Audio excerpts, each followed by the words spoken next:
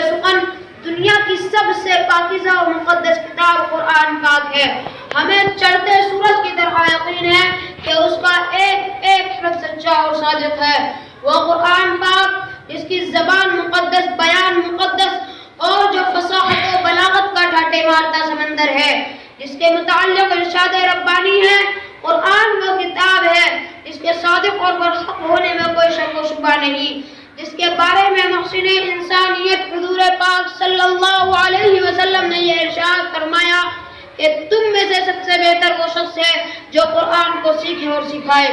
دعا کیجئے خداوند قدوس ہم سب کو قرآن پاک کی دولت سے مالا مال فرمائے۔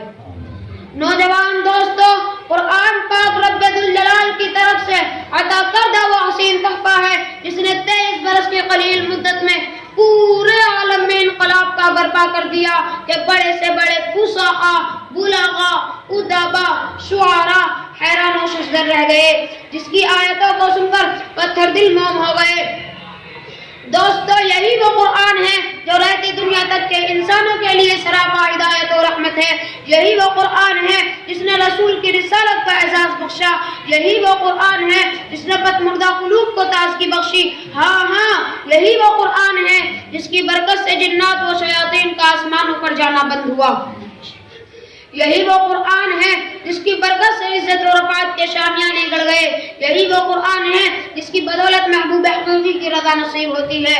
یہی وہ قرآن ہے جو سچائی اور امانت داری کا درس دیتا ہے۔ یہی وہ قرآن ہے جس کی بدولت عمر فاروق رضی اللہ تعالیٰ عنہ کو ایمان نصیب ہوا۔ یہی وہ قرآن ہے جس کی نذیر پیش کرنے سے ساری دنیا عاجز و قاصر رہی۔ یہی وہ قرآن ہے جس کا مثل پیش کرنے سے عرب کے فصیح و بلغی زبان دانی کا دعویٰ کرنے والوں نے گھٹنے ٹیک دیے۔ یہی وہ قرآن ہے جس کی حفاظت کا وعدہ خود خالق الکائنات نے فرمایا۔ یہی وہ قرآن ہے جس کی تلاوت میں فرحت و بشاشت کا سامان ہے۔ یہی وہ قرآن ہے جس نے ذہنی قوتوں کو جلا بخشا۔ یہی وہ قرآن ہے جس کی برکت سے اجڑے چمن میں بہار آئی۔ محترم حضرات، آج کے اس نازک دور میں حفظ کلام پاک کو فضول سمجھا جاتا ہے، اس کے الفاظ رٹنے کو حماقت بتلایا جاتا ہے، کہا جاتا ہے کہ اس کا رٹنا اور بے سمجھے پڑھنا بے سود ہے۔ افسوس صد افسوس، قرآن پاک کے بارے میں ہمارا یہ خیال، اس کے بارے میں شہنشاہ بطحا جناب محمد رسول اللہ صلی اللہ علیہ وسلم نے یہ ارشاد فرمایا کہ اقرأ وارتقی ورتل کما كنت ترتل فی الدنیا فإن منزلک عند الآخر آیت تقرأها۔ قیامت کے دن حافظ قرآن سے کہا جائے گا قرآن پڑھتا جا اور جنت کے درجوں پر چڑھتا جا اور ٹھہر ٹھہر کر پڑھ جیسا کہ تو دنیا میں ٹھہر ٹھہر کر پڑھا کرتا تھا، بس تیرا مقام اور ٹھکانہ وہی ہوگا جہاں آخری آیت تک پہنچے گا۔ یاد رکھو، یہ قرآن دنیا کی سب سے بڑی نعمت ہے۔ زمین، آسمان، چاند، سورج، ستارے کو اس نعمت کا مقابلہ نہیں کر سکتے۔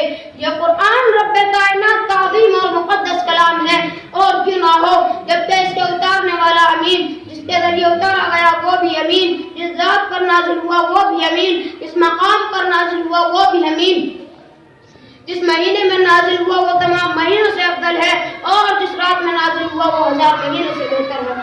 اللہ کا یہ مقدس اور پاکیزہ کلام تمام کلاموں سے افضل ہے اور برتر ہے۔ حدیث پاک میں آتا ہے فضل کلام اللہ علی سائر الکلام کفضل علی خلقہ۔ اللہ کے کلام کو سب کلاموں پر ایسی ہی فضیلت ہے جیسے کہ خود حق تعالی شان